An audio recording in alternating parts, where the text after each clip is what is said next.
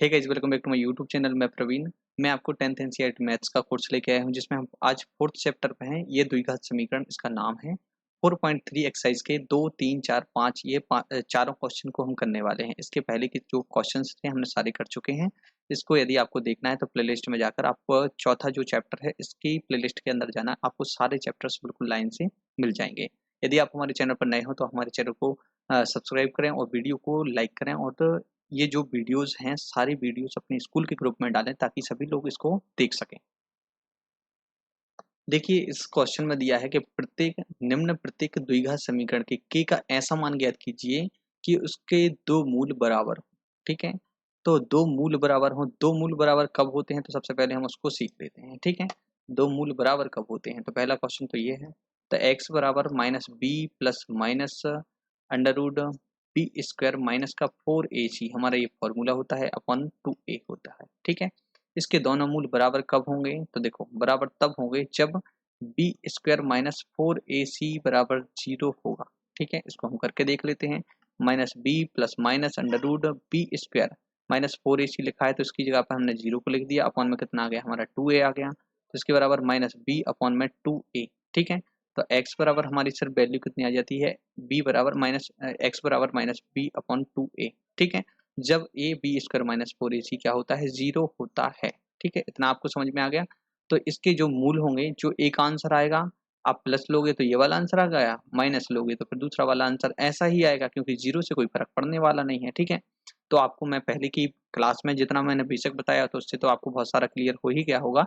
तो मुझे ये बताना जरूरी था कि जब बी स्क्वायर माइनस 4ac बराबर 0 हो, जब मूल दोनों के क्या हो, बराबर हो, तब क्या होता है, बी स्क्वायर माइनस 4ac क्या होता है, 0 होता है। तो ये हमें पता ही चल गया है। अब इसके आगे हम इस क्वेश्चन को करते हैं। तो हमारा ये पहला क्वेश्चन है, तो पहले क्वेश्चन को हम सॉल्व करते हैं। ठीक है, तो इसमें हम लिखते हैं कि समीकरण के मूल बराबर कब होंगे, जब बी स्क्वायर माइनस 4ac बराबर क्या होगा, 0 होगा। ये हमें पता है। तो अब हमें क्या करना है, सबसे पहले समीकरण की a x square minus a x square plus b x plus c is equal to 0 से तुलना करने पर ए की हमारी वैल्यू आ जाती है 2, बी की वैल्यू आ जाती है हमारी k, सी की वैल्यू आ जाती है हमारी 3 आ जाती है। ठीक है, अब समीकरण के मूल बराबर कब होंगे, देखो ये लिखा है, दो बराबर मूल कब होंगे, जब d बराबर क्या हो, 0 हो। मतलब बी स्क्वायर माइनस 4ac बराबर क्या हो, 4ac बराबर क्या हो, 0 हो। इसका मतलब ये है। ठीक है, समझे कि नहीं समझे। अब b की हमारी जो वैल्यू होती है, तो b की वैल्यू को हम रख देंगे। b की वैल्यू क्या होगी, k का स्क्वायर होगी, माइनस k लिख देंगे, k का फिर स्क्वायर हो जाएगा। 4 है, इसका मल्टीप्लाई हम किस में, 2 में करेंगे, 2 का 2 फिर इसका c में कर देंगे। ठीक है, तो ये तीनों हो जाएंगे। तो इसका क्या हो गया, हमारा आंसर जो आया, तो k का स्क्वायर, देखो ये 0 के बराबर तो है ही, k का स्क्वायर, इसका पक्षांतर हम इस तरफ कर लेंगे। नहीं तो सॉल्व कर लो, नहीं तो आप कंफ्यूज हो जाओगे। ठीक है, ऐसा करते हैं, तो इसको सॉल्व भी कर लेते हैं पहले। ठीक है, तो जो हमारा क्या लिखा है कि k का स्क्वायर लिखा है, माइनस 4 तिया 12 दूनी कितना है, 24 है, बराबर में 0 लिखा ही है। तो इसमें कितना है, k बराबर, k का स्क्वायर बराबर कितना हो जाएगा, प्लस का 24, 4 दूनी 8, 8 3 24, बिल्कुल सही है।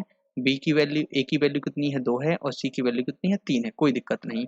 तो k की जो हमारी वैल्यू जब आएगी तो k बराबर कितना हो जाएगा, अंडर रूट 24। ठीक है, तो k का जो हमें मान चाहिए था, तो हमारा मान आ चुका है, कोई दिक्कत नहीं है। अब इसके बाद हम नेक्स्ट क्वेश्चन पर चलते हैं। हमारा नेक्स्ट क्वेश्चन ये बोल रहा है, अब ये क्वेश्चन थोड़ा अजीब सा लग रहा है, तो इसको सबसे पहले हम सॉल्व करते हैं, इसको नॉर्मल कर लेते हैं। तो कि x लिखा है, अंडर रूट में x माइनस 2 लिखा है, प्लस में कितना लिखा है, 6 इज इक्वल्स टू 0। अब k का इसमें मल्टीप्लाई होगा तो k x का स्क्वायर हो जाएगा, क्योंकि x का x में मल्टीप्लाई हो जाएगा, और k का फिर इसमें माइनस 2 में करेंगे तो 2kx हो जाएगा, ऐसा ही होगा ना। फिर इसके बाद फिर प्लस में कितना लिखा है, 6 लिखा है। अपन को डरने की बिल्कुल भी जरूरत नहीं है, ना सोचने की जरूरत है, ना कोई टेंशन लेने की जरूरत है, जैसा जैसा हो रहा वैसे वैसे करते जाएंगे। अब इसकी हम तुलना करेंगे, ए एक्स स्क्वायर प्लस का बी एक्स प्लस का सी है, इससे हम इसकी तुलना कर लेंगे। अब तुलना करने के लिए हमें क्या करना है, एक ही जगह पर क्या लिखा है, सिर्फ अकेला k लिखा है, तो एक ही जगह पर हमने k को ढूंढ लिया। x से x को कंपैरिजन किया तो b की जगह अकेला 2k लिखा है, तो b बराबर कितना है, 2k है। अब हमें c की वैल्यू चाहिए, तो c की वैल्यू कितनी आ जाएगी, ओनली 6 आ जाएगी। अब समीकरण के मूल बराबर कब होते हैं, जब बी स्क्वायर माइनस 4ac बराबर क्या होता है, 0 होता है। इतना तो हमें पता होना चाहिए। अब हम क्या करते हैं, इसकी वैल्यू को रखते हैं, b की वैल्यू कितनी है, 2 की है, तो 2k का स्क्वायर कर दिया, माइनस का 4 लिखा है, इसका मल्टीप्लाई a में करेंगे तो k लिखा गया, और c में करेंगे तो कितना आ जाएगा, 6 आ जाएगा। ठीक है, जब इसका मल्टीप्लाई करेंगे तो टी 2 का 2 में होगा तो 4 हो जाएगा, k का करेंगे तो k स्क्वायर हो जाएगा, माइनस का कितना आ गया 4k आ गया यहाँ पर 4k और 6 तो 6 का 6 में करेंगे तो 6 चौको 24 होता है ना, तो 6 चौको कितना कर देंगे 24, 6 का 4 में कर देंगे 24k बराबर कितना हो गया 0। इसको थोड़ा हम आगे से सॉल्व करते हैं, ऊपर कर लेते हैं, ठीक है। तो यहाँ पर इसको हम ऐसे कर रहे हैं, ठीक है। तो यहाँ पर कितना लिखा है 4k स्क्वायर माइनस का कितना है 24k लिखा है, इसके इक्वल में कितना है 0। अब इसको हम 4k वहीं लिखा रहने देंगे और 24k को हम इस तरफ लेके आ जाएंगे, इस वाले k से ये वाला एक k कैंसिल हो जाएगा, ठीक है। तो इतना यहाँ पर क्या बचा 4k बराबर कितना है 24, ठीक है 24 लिखा है। तो 4 से ये 6 बार कट जाएगा तो k बराबर कितना आ जाएगा 4 6 24, तो k की वैल्यू कितनी आ जाएगी 6 आ जाएगी, ठीक है। तो ये आपको समझ में आ गया कि नहीं आ गया, तो इसको हम ऐसे सॉल्व करेंगे। अब इसके आगे, हाँ दोनों ही क्वेश्चन थे, इसके आगे का वाला क्वेश्चन करते हैं अब, ठीक है। देखिए इस क्वेश्चन को करते हैं। इसमें लिखा है कि क्या एक ऐसी आम की बगिया बनाना संभव है जिसकी लंबाई चौड़ाई से दुगनी हो और उसका क्षेत्रफल 800 मीटर वर्ग हो, ठीक है। यदि है तो उसकी लंबाई और चौड़ाई ज्ञात करना है। तो सबसे पहले हम एक बगिया बना लेते हैं। तो ये हमारी क्या है बगिया है, ठीक है। बगिया कैसी, बगिया के अंदर कौन सा कलर होगा, बगिया के अंदर ग्रीन कलर होगा। तो ये हमारी पूरी बगिया बन चुकी है, ठीक है। अब इसमें हमें क्या देखना है, उन्होंने क्या बोला है, देखो चौड़ाई कौन सी होती है, चौड़ाई ये कम वाली चौड़ाई होती है, और लंबाई कौन सी होती है, लंबाई हमारी ये होती है, ये है लंबाई, ठीक है। ये दोनों चीजें हो चुकी हैं। तो इसमें जो चौड़ाई है हमारी, तो चौड़ाई हमारी क्या हो गई, देखो उन्होंने क्या बोला है चौड़ाई से दुगनी हो क्या लंबाई, मतलब चौड़ाई अगर हमारी x है तो लंबाई कितनी हो जाए हमारी 2x हो जाए। तो इसका जो क्षेत्रफल हो तो 800 मीटर वर्ग हो, ठीक है ऐसा बोला है। तो लंबाई गुणित चौड़ाई, एरिया का फॉर्मूला क्या होता है, क्षेत्रफल का फॉर्मूला क्या होता है, लंबाई गुणित चौड़ाई, ठीक है। तो लंबाई गुणित क्या होता है चौड़ाई होता है। तो इसमें x का मल्टीप्लाई किसमें हम करेंगे 2x में करेंगे, ठीक है। तो ये दोनों किसके बराबर होंगे 800 के बराबर होंगे, ठीक है। तो इसका जब हम सॉल्यूशन कैलकुलेशन करेंगे तो 2x स्क्वायर बराबर कितना आ गया हमारा 800 आ गया। तो 2 से ये 800 कट जाएगा तो कितना बचेगा हमारा 400 बचेगा, ठीक है। तो इसलिए अब हम इसको आगे कैसे लिखेंगे, इसको आगे हम इस तरीके से लिख सकते हैं कि x का स्क्वायर बराबर कितना हो गया 400 हो गया। जब हम इसको इस पे क्या लगाएंगे x बराबर क्या लगाएंगे, इसके ऊपर अंडर रूट लगाएंगे 400 के ऊपर, तो ये कितना आ जाएगा 20 आएगा। 20 वो भी किसका प्लस माइनस की दो वैल्यू आती है, हमेशा अंडर रूट के बाहर कुछ भी आता है तो उसकी वैल्यू प्लस माइनस 2 में आती है। तो इसका हम नेगेटिव हटा देंगे, इसकी पॉजिटिव वैल्यू ले लेंगे, ठीक है। तो पॉजिटिव जो वैल्यू है तो हमारी पॉजिटिव वैल्यू की x की वैल्यू कितनी आ गई 20 आ गई कि नहीं आ गई। तो इसकी ये किसकी लंबाई कितनी है, चौड़ाई 20 है तो इसकी लंबाई कितनी होगी 400 होगी 40 होगी, ठीक है। ये 20 है, 20 की दुगनी कितनी होगी 40 होगी। तो यह संभव है, ठीक है। इसके आगे हम नेक्स्ट क्वेश्चन पर चलते हैं। देखिए इस क्वेश्चन को हम करते हैं। इसमें क्या लिखा है, दो मित्रों की आयु का योग कितना है 20 है, ठीक है। और इनकी 4 वर्ष पूर्व उनकी आयु का यदि हम गुणनफल करेंगे तो कितना आएगा 48 आएगा, ठीक है। तो हम उन मित्रों की जो आयु है, इस क्वेश्चन को पहले आप अच्छे से पढ़िए, ठीक है। इसमें ये लिखा है कि क्या निम्न ये स्थिति है यदि दो उनकी वर्तमान आयु ज्ञात कीजिए, ठीक है। इनकी आयु ज्ञात करना है हमारे लिए। तो इसमें देखो थोड़ा सा मैं कंफ्यूज हो गया था, कुछ और काम है। देखो इसमें क्या है कि दो मित्रों की आयु का योग, तो पहले मित्र यदि x है, ठीक है, पहला मित्र, दो मित्र हैं तो इसमें हम क्या लिख देंगे पहला मित्र, माना पहला मित्र है, जो पहला मित्र की आयु कितनी है x है, ठीक है। तो दूसरे मित्र की हमें आयु निकालना है, तो दूसरे मित्र की हमारी आयु क्या होगी, दूसरे मित्र की आयु होगी 20 माइनस x हो जाएगी, उसमें से हम घटा देंगे क्योंकि दोनों का योग उतना ही है। अब उनकी 4 वर्ष पूर्व की आयु का गुणनफल, मतलब कि इसके 4 वर्ष पूर्व की आयु कितनी होगी x माइनस 4 होगी, और दूसरे मित्र की क्या होगी 2x माइनस कितना हो जाएगा 4, इन दोनों का क्या होगा गुणनफल कितना होगा 48, उन्होंने ये बोला है, ठीक है। अब क्या करते हैं हम इसको सॉल्व करते हैं। x माइनस 4 लिखा है, बीच में से हम 4 को हटाएंगे तो कितना आ जाएगा हमारा 16 माइनस x आ जाएगा, बराबर कितना आ जाएगा 48 आ जाएगा। अब 16 से हम इसका मल्टीप्लाई करेंगे तो कितना हो जाएगा 16x आ जाएगा, फिर इसका 16 चौको 64 आ जाएगा, माइनस का 64 आ गया, फिर इस x का इसमें मल्टीप्लाई करेंगे तो माइनस का x स्क्वायर आ जाएगा, इस माइनस माइनस क्या हो जाएगा ये प्लस हो जाएगा, इस x का इसमें मल्टीप्लाई करेंगे तो कितना हो जाएगा 4x बराबर कितना हो गया 48 हो गया, ठीक है। अब कितना लिखा है हमारा एक्स स्क्वायर तो लिखा ही था, तो ये माइनस का है हमें पॉजिटिव बनाना है तो सबको उस तरफ हम लेके जाएंगे। तो एक्स का स्क्वायर प्लस पॉजिटिव उस तरफ हुआ तो ये आ गया, ठीक है। अब 16 और कितना 4, तो 16 और 4 कितना हो 20 है, तो 20 क्या पॉजिटिव बन रहा है ना, तो उस तरफ जाके पाएगा माइनस का नेगेटिव का 20 बन जाएगा। इस तरफ ये 48 पहले से हमारा लिखा ही था, नहीं तो इस तरफ देखो पहले 64 को हम ले जाएंगे इस तरफ तो पॉजिटिव 64 हो जाएगा, और इसमें हम किसको जोड़ देंगे, 48 को जोड़ देंगे, तो हमारा कितना इतना ये समीकरण बना। ठीक है, इसको आगे अब हमें सॉल्व करना है, तो इसको देखो कैसे करेंगे।